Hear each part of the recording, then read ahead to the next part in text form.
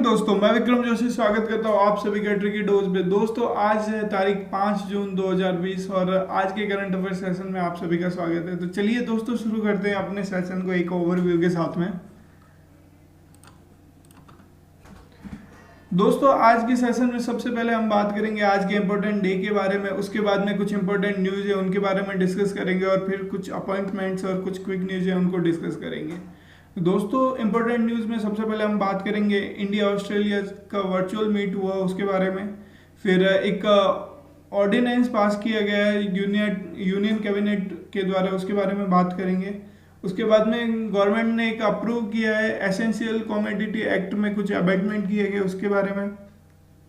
स्वदेश initiative launch हुआ है, उसके बारे में बात करेंगे। और यूनियन कैबिनेट ने अप्रूव किया है री एस्टेब्लिशमेंट ऑफ फार्माकोपिया कमीशन का।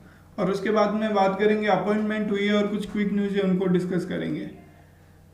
बढ़ते सबसे पहले इंपॉर्टेंट डे के बारे में जानते हैं। दोस्तों, आज बहुत ही महत्वपूर्ण डे है, वर्ल्ड एनवायरनमेंट डे के नाम से जाना जाता है और हर साल 5 जून को ये दिन मनाया जाता है। हर साल 5 जून को हमें ये याद दिलाने के लिए ये वर्ल्ड एनवायरनमेंट डे मनाया जाता है कि इस अर्थ को, इस मदर नेचर को सिर्फ हम अकेले इस्तेमाल नहीं कर रहे हैं, हमारे साथ में हम शेयर कर रहे हैं 8.7 मिलियन स्पीसीज के साथ में इस मदर अर्थ को। दिन ब दिन हमारी ह्यूमैनिटी खत्म होती जा रही है, उसी को अवेयर करने के लिए हर साल ये वर्ल्ड एनवायरनमेंट डे मनाया जाता है। इसकी शुरुआत हुई थी 1974 में, सबसे पहला मनाया गया था। और उसके बाद में आज हम मना रहे 47th वर्ल्ड एनवायरनमेंट डे। चलिए दोस्तों, जानते हैं वर्ल्ड एनवायरनमेंट डे के बारे में और कुछ। दोस्तों, वर्ल्ड एनवायरनमेंट डे की हिस्ट्री की बात करें तो 1974 में सबसे फर्स्ट वर्ल्ड एनवायरनमेंट डे मनाया गया था और उसकी थीम रखी गई थी ओनली वन अर्थ। और दोस्तों, अगर इसकी बात करें शुरुआत कहाँ से हुई तो सबसे पहले इसके बारे में बात की गई थी यूएन की जनरल असेंबली में 1972 में। दोस्तों, ये कॉन्फ्रेंस रखी गई थी स्टॉकहोम में और इसीलिए इसका नाम स्टॉकहोम कॉन्फ्रेंस के नाम से जाना जाता है। और इसी में ही वर्ल्ड एनवायरनमेंट डे के बारे में डिस्कस हुआ था और उसके बाद में 1974 से इसको सेलिब्रेट करना चालू कर दिया गया था। दोस्तों, इस साल की बात करें तो वर्ल्ड एनवायरनमेंट डे की थीम रखी गई है biodiversity, a concern that is बहुत अर्जेंट और एग्जिस्टेंशियल। यानी कि दोस्तों, आज के टाइम में बायोडाइवर्सिटी की ज़रूरत भी है और इसको इम्प्लीमेंट भी करना चाहिए, इसकी हमें केयर भी करनी चाहिए। क्योंकि हम जो फेस कर रहे हैं, जैसे कि ब्राज़ील की Bush fire, United states, Australia और अफ्रीका के जो लोकस्ट का जो अटैक हुआ उसके बारे में, और उसके बाद में हम ये ग्लोबली पैंडेमिक डिसीज को फेस कर रहे हैं उसके बारे में। तो दोस्तों, और इस थीम को फोकस किया गया है टाइम फॉर नेचर। तो दोस्तों, अगर थीम के बारे में एग्जाम में पूछा जाता है तो टाइम फॉर नेचर लिखना है आपको। और चलिए दोस्तों, और डिस्कस करते हैं इसके बारे में। कोलंबिया और जर्मनी पार्टनरशिप में इसको होस्ट कर रही है और इस बार मिलियंस ऑफ पीपल इसको ऑनलाइन सेलिब्रेट करेंगे, क्योंकि आप सभी को पता है जैसे कि कोविड-19 का पेंडेमिक चल रहा है। चलिए दोस्तों, बढ़ते हैं अगली हमारी पहली न्यूज़ की तरफ।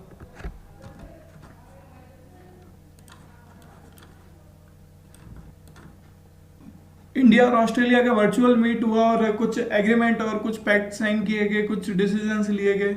ऑस्ट्रेलिया के प्राइम मिनिस्टर स्कॉट मॉरिसन और हमारे प्राइम मिनिस्टर नरेंद्र मोदी जी ने ऑनलाइन एक first bilateral virtual summit organize करा है। और इससे हमें कुछ प्रतीत होता है कि इंडिया और ऑस्ट्रेलिया के रिलेशन आगे कुछ स्ट्रेंथनिंग प्रोवाइड करेंगे और अपवर्ड ट्रेजेक्टरी की तरफ जाएंगे। दोस्तों, अगर हम कुछ बात करें कि क्या क्या पैक्ट साइन हुए, क्या क्या डिसीजन लिए गए उनके बारे में, तो कुछ डॉक्यूमेंट अनाउंस किए गए और कुछ एमओयू साइन किए गए, उनके बारे में हम बात करते हैं। कॉम्परेटिव स्ट्रेटेजिक पार्टनरशिप के बारे में बात की गई और इंडो पैसिफिक ओशियन में मैरीटाइम कोऑपरेशन की बात की गई है। और कुछ एमओयू साइन किए गए जैसे कि साइबर एनेबल्ड क्रिटिकल टेक्नोलॉजी में और माइनिंग की क्रिटिकल टेक्नोलॉजी में, म्यूचुअल लॉजिस्टिक सपोर्ट में और डिफेंस साइंस में, पब्लिक एडमिनिस्ट्रेटिव में और एजुकेशन में, वाटर रिसोर्स मैनेजमेंट में, इन चीज़ों में एमओयू साइन किए गए। बढ़ते दोस्तों अगली न्यूज़ की तरफ।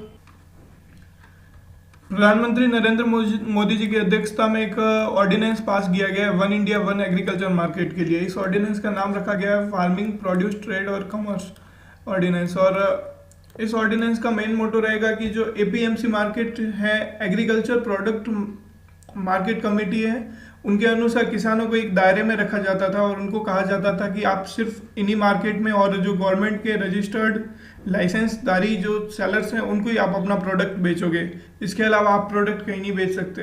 अभी उस अपने जो रेस्ट्रिक्शन से मुक्त हो जाएंगे किसान और पूरे इंडिया में कहीं भी अपना प्रोडक्ट ट्रेड कर सकते हैं जहाँ पे उनको सही रेट मिलेगी। बढ़ते हैं दोस्तों अगली न्यूज़ की तरफ।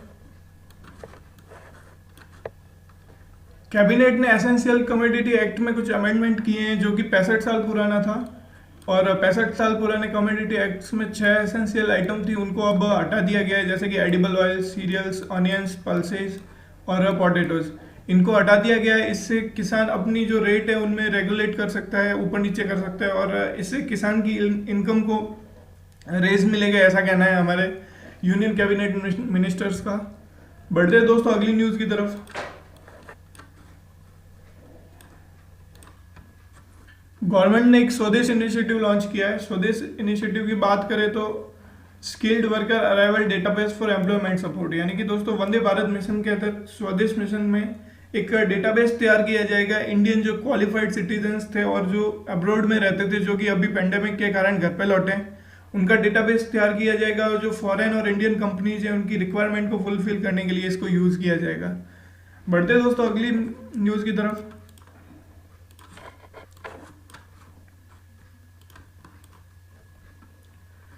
दोस्तों अगली न्यूज़ है, कैबिनेट ने अप्रूव कर दिया reestablishment of pharmacopoeia commission. Pharmacopoeia commission दोस्तों पहले चलाया जाता था और उसका अब रीएस्टेब्लिशमेंट होगा। 2 सेंट्रल लेबोरेटरी थी गाजियाबाद में, एक तो pharmacopoeia laboratory for Indian medicine और दूसरी थी होम्योपैथिक फार्माकोपिया लेबोरेटरी। दोस्तों इन दोनों लेबोरेटरी को मर्ज किया जाएगा और इससे जो आयुर्वेदा, सिद्ध और यूनानी होम्योपैथी ड्रग्स जो हम बनाते हैं उनके रेगुलेशन को एनहेंसमेंट मिलेगा और इनकी क्वालिटी को बूस्ट होगा। इससे जो हमारी आयुर्वेदिक दवाइयों का जो मार्केट है उसको भी बढ़ावा मिलेगा। बढ़ते अगली न्यूज़ की तरफ। कुछ अपॉइंटमेंट है उनके बारे में बात करेंगे।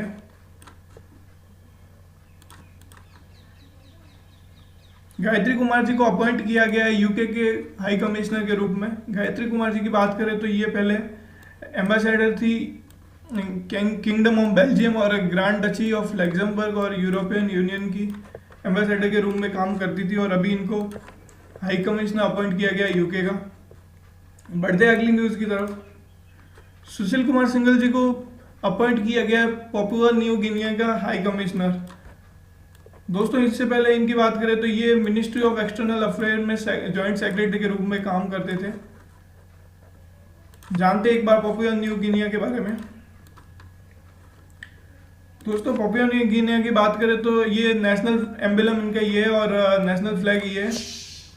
कैपिटल की बात करें तो पोर्ट मार्सबी है और ऑफिशियल लैंग्वेज इंग्लिश, हिरीमुतु, और एथनिक ग्रुप पपुआन, और गवर्नमेंट की बात करें तो एक मोनार्च है एलिजाबेथ सेकंड, और गवर्नमेंट जनरल बॉब डिवाडे, और प्राइम मिनिस्टर की बात करें तो जेम्स मार्पे। पापुआ न्यू गिनिया को ऑस्ट्रेलिया से फ्रीडम मिला था 1 जुलाई 1949 को, और करेंसी चलती है पापुआ न्यू गिनियन कीना।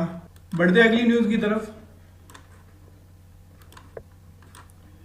दोस्तों देखिए ये रहा Papua new Guinea world map में यहाँ पे है, और ये हमारा भारत। अगली न्यूज़ की बात करेंगे। महिंद्रा के जो सीईओ और एमडी थे उदय कोटक जी, उनको प्रेसिडेंट बनाया गया है सीआईआई का। सीआईआई की बात करें तो कॉन्फेडरेशन ऑफ इंडियन इंडस्ट्री है। इनको 2020-21 के लिए प्रेसिडेंट चुना गया है। इससे पहले विक्रम किर्लोस्कर काम करते थे प्रेसिडेंट के रूप में सीआईआई के। बढ़ते अगली न्यूज़ की तरफ। दोस्तों लक्ष्मी विलास बैंक के जो सीईओ थे सुब्रमण्यम सुंदर जी, उनका टेन्योर बढ़ा दिया गया 6 महीने के लिए, और जब तक कि नया सीईओ अपॉइंट नहीं होता तब तक कि ये सीईओ के पद पे रहेंगे। बढ़ते अगली न्यूज़ की तरफ।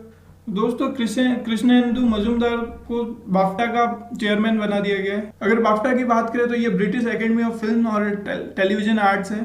इसके पहले मजूमदार जी की बात करें तो ये न्यू टैलेंट कमेटी में और टेलीविजन कमेटी में चेयर कर चुके हैं इनको। बढ़ते अगली न्यूज़ की तरफ। गूगल के एक्स सीएफओ पैट्रिक को ट्विटर ने अपना बोर्ड चेयरमैन नियुक्त किया गया। अगर हम ट्विटर की बात करें तो जैक डॉर्सी CEO है और ट्विटर का फॉर्मेशन हुआ था 21 मार्च 2006 और हेडक्वार्टर है सैन फ्रांसिस्को कैलिफोर्निया में। बढ़ते अगली न्यूज़ की तरफ। दोस्तों कुछ क्विक न्यूज़ है उनके बारे में बात करेंगे। दोस्तों लेजेंडरी फिल्म मेकर थे बसु चटर्जी। आपने बचपन में देखा हो तो ब्योमकेश बख्शी और रजनी जैसे कार्यक्रम आते थे दूरदर्शन पे, इनके मेकर थे। इनका निधन हो गया है दोस्तों, 93 साल की एज थी इनकी। बढ़ते दोस्तों अगली न्यूज़ की तरफ। प्रधानमंत्री नरेंद्र मोदी जी ने कोलकाता पोर्ट ट्रस्ट का नाम चेंज करके श्यामा प्रसाद मुखर्जी पोर्ट ट्रस्ट रख दिया गया है। दोस्तों इसकी इन्फॉर्मेशन दी गई हमारे जो ब्रॉडकास्ट मिनिस्टर है प्रकाश जावड़ेकर जी के द्वारा, और उन्होंने कहा कि प्रधानमंत्री जी ने ये अनाउंसमेंट 11 जनवरी 2020 को ही कर दिया था कि हम इसका नाम बदलने जा रहे हैं। दोस्तों आज के लिए इतना ही काफ़ी है, बट मिलेंगे अगले सेशन में। तब तक के लिए घर पे रहिए, सुरक्षित रहिए, अपना ख्याल रखिए, अपने परिवार का ख्याल रखिए। और दोस्तों आज एनवायरनमेंट डे है तो इसको शेयर करना ना भूलिए।